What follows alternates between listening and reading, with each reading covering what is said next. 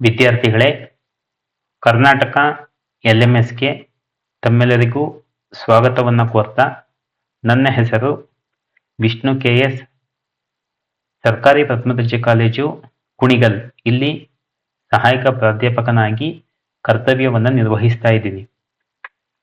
ಮುಖ್ಯವಾಗಿ BA ಮೊದಲ ಸೆಮಿಸ್ಟರ್ನ ಸೂಕ್ಷ್ಮ ಆರ್ಥಿಕ ವಿಶ್ಲೇಷಣೆ ಈ ವಿಷಯದ 3ನೇ ಅಧ್ಯಾಯ ಕಾಸ್ಟ್ ಅಂಡ್ ರೆವಿನ್ಯೂ ಅನಾಲಿಸಿಸ್, ವೆಚ್ಚ ಮತ್ತು ಆದಾಯದ ವಿಶ್ಲೇಷಣೆ, ಇದಕ್ಕೆ ಸಂಬಂಧಪಟ್ಟಂತೆ ಒಟ್ಟು 13 ಸೆಷನ್ಗಳ ಮೂಲಕ ನಾನು ಈ ಕಂಟೆಂಟನ್ನು ತಮ್ಮ ಮುಂದೆ ಪ್ರಸ್ತುತಪಡಿಸೋದಕ್ಕೆ ಬಯಸ್ತಾ ಇದ್ದೀನಿ.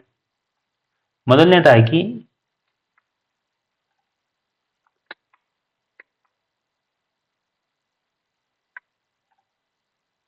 meaning of cost.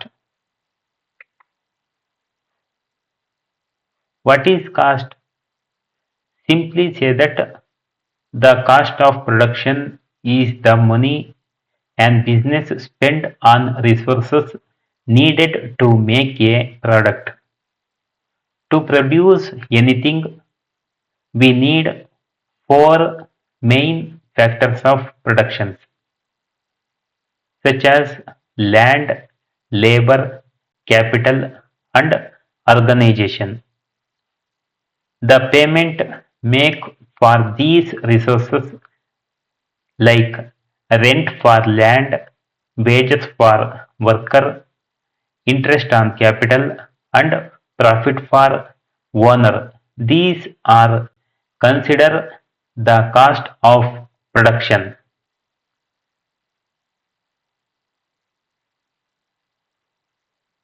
ಉತ್ಪಾದನಾ ವೆಚ್ಚದ ಅರ್ಥ: ಉದ್ಯಮ ಸರಕಿನ ಉತ್ಪಾದನೆಯಲ್ಲಿ ಬಳಸುವಂತಹ ಉತ್ಪಾದನಾಂಗಗಳ ಮೇಲೆ ಮಾಡುವಂತಹ ಖರ್ಚುಗಳನ್ನೇ ಉತ್ಪಾದನಾ ವೆಚ್ಚ ಅಂತಂದು ಕರೆಯಲಾಗುತ್ತೆ.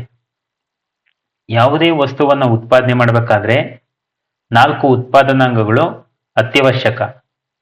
ಅವುಗಳಂದ್ರೆ ಭೂಮಿ, ಶ್ರಮ, ಬಂಡವಾಳ ಮತ್ತು ಸಂಘಟನೆ.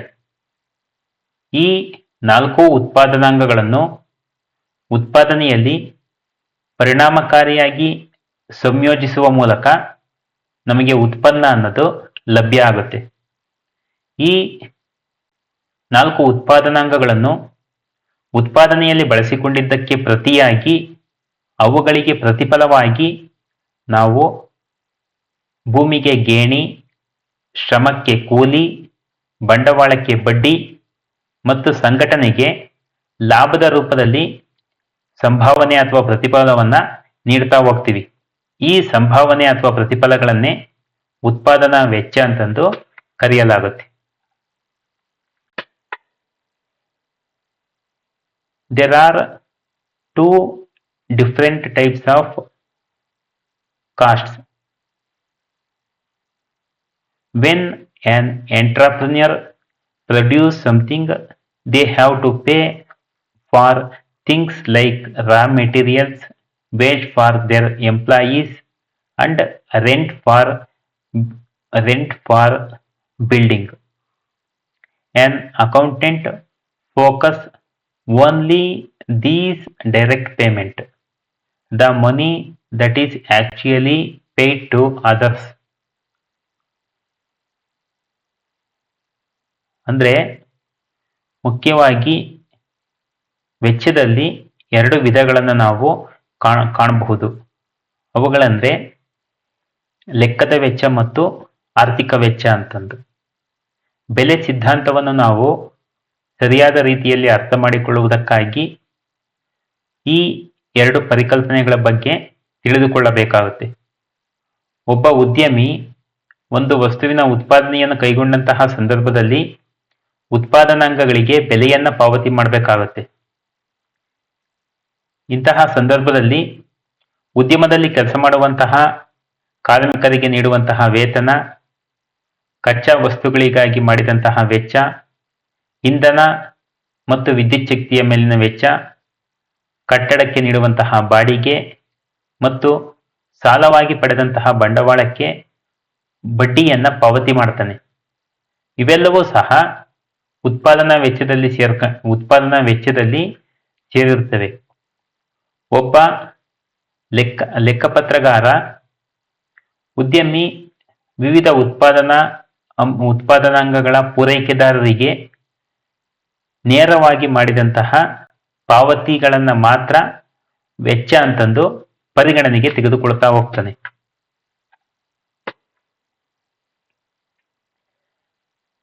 But an economist has a broader view of cost. Let's say an entrepreneur uses their own money and use their own time to run business.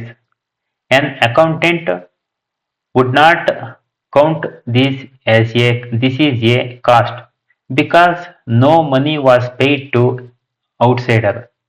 But an economist consider these are the cost. Economists say that money could have earned interest elsewhere and that entrepreneur could have earned a salary working for someone else. ಅಂದ್ರೆ ಒಬ್ಬ ಲೆಕ್ಕಶಾಸ್ತ್ರಜ್ಞನು ವೆಚ್ಚವನ್ನ ಪರಿಗಣಿಸುವುದಕ್ಕೂ ಮತ್ತೆ ಅರ್ಥಶಾಸ್ತ್ರಜ್ಞನು ವೆಚ್ಚವನ್ನ ನೋಡುವುದಕ್ಕೂ ಸಾಕಷ್ಟು ವ್ಯತ್ಯಾಸಗಳಿವೆ. ಅರ್ಥಶಾಸ್ತ್ರಜ್ಞರು ಉತ್ಪಾದನಾ ವೆಚ್ಚದಲ್ಲಿ ಉದ್ಯಮಿ ತನ್ನ ಸ್ವಂತ ವ್ಯವಹಾರದಲ್ಲಿ ಹೂಡಿಕೆ ಮಾಡಿದಂತಹ ಹಣದ ಮೇಲಿನ ಪ್ರತಿಫಲ, ಅದೇ ರೀತಿ ಅವನು ತನ್ನ ಸ್ವಂತ ಸೇವೆಗಳನ್ನ ಉದ್ಯಮದಲ್ಲಿ ಬಳಸಿಕೊಂಡಿದ್ದರಿಂದಾಗಿ ಅದರಿಂದ ಸಿಗಬಹುದಾದಂತಹ ಪ್ರತಿಫಲವನ್ನೂ ಸಹ ಉತ್ಪಾದನಾ ವೆಚ್ಚದಲ್ಲಿ ಸೇರಿಸ್ತಾರೆ. ಲೆಕ್ಕಪತ್ರಗಾರ ಇವುಗಳನ್ನ ಉತ್ಪಾದನಾ ವೆಚ್ಚದಲ್ಲಿ ಸೇರಿಸೋದಿಲ್ಲ. ಆದರೆ ಅರ್ಥಶಾಸ್ತ್ರಜ್ಞರು ಇವುಗಳನ್ನ ಅವ್ಯಕ್ತ ವೆಚ್ಚಗಳಂತಂದು ಪರಿಗಣಿಸ್ತಾರೆ ಮತ್ತು ಅದಕ್ಕೆ ಅನುಗುಣವಾಗಿ ಅವುಗಳನ್ನ ಒಟ್ಟು ವೆಚ್ಚದಲ್ಲಿ ಸೇರಿಸ್ತಾ ಹೋಗ್ತಾರೆ. ಅದೇ ರೀತಿ ಉದ್ಯಮಿ ಸ್ವಂತ ಉತ್ಪಾದನಾಂಗಗಳು ಮತ್ತು ಸ್ವಂತ ವ್ಯವಹಾರದಲ್ಲಿ ನೇಮಿಸಿಕೊಂಡಂತಹ ಇತರೆ ಅಂಶಗಳಿಗೆ ಹಣದ ಪ್ರತಿಫಲವನ್ನು ಸಹ ಅರ್ಥಶಾಸ್ತ್ರಜ್ಞರು ಉತ್ಪಾದನಾ ವೆಚ್ಚದ ಭಾಗಗಳಂತಲೇ ಪರಿಗಣಿಸ್ತಾರೆ.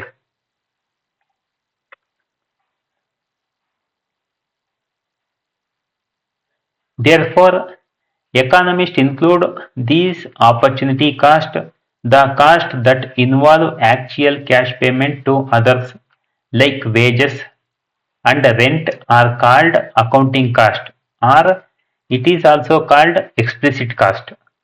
The cost that don't involve in a direct cash payment like potential interest or salary the owner gave up are called implicit cost. The economist consider both type of costs when analyzing a business.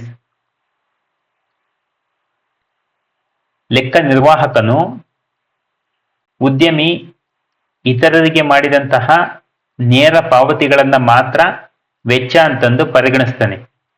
ಆದರೆ ಅರ್ಥಶಾಸ್ತ್ರಜ್ಞರು ಎಲ್ಲ ಲೆಕ್ಕದ ವೆಚ್ಚಗಳನ್ನು ಗಣನೆಗೆ ತೆಗೆದುಕೊಳ್ಳುವುದರ ಜೊತೆಗೆ ಹೆಚ್ಚುವರಿಯಾಗಿ ಉದ್ಯಮಿ ತನ್ನ ಹಣವನ್ನು ಸ್ವಂತ ಹೂಡಿಕೆ ಮಾಡಿ ಸ್ವಂತ ಸೇವೆಗಳು ಮತ್ತು ಇತರೆ ಅಂಶಗಳನ್ನು ಅತ್ಯುತ್ತಮ ಪರ್ಯಾಯಗಳಲ್ಲಿ ಬಳಕೆ ಮಾಡಿದ್ದಾಗ ಗಳಿಸಬಹುದಾದಂತಹ ಪ್ರತಿಫಲದ ಮೊತ್ತವನ್ನು ಸಹ ಗಣನೆಗೆ ತೆಗೆದುಕೊಂಡು ಅದನ್ನು ಉತ್ಪಾದನಾ ವೆಚ್ಚದಲ್ಲಿ ಸೇರಿಸ್ತಾರೆ.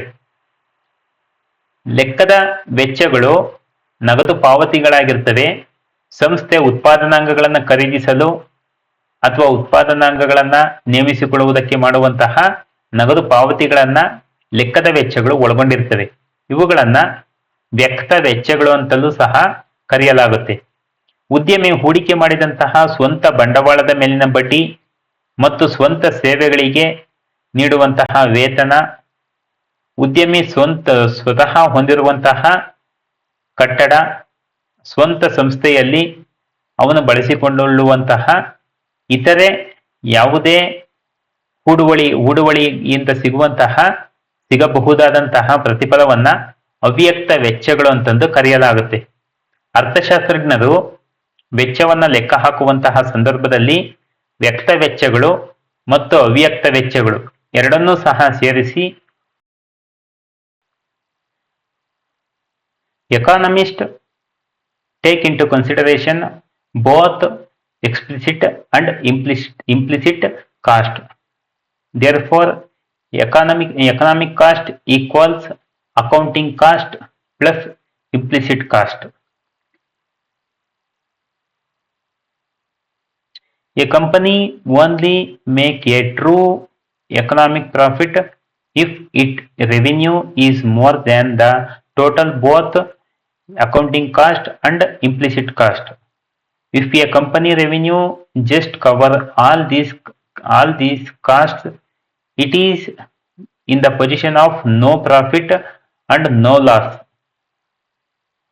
The formula for economic profit equals total revenue minus total economic cost.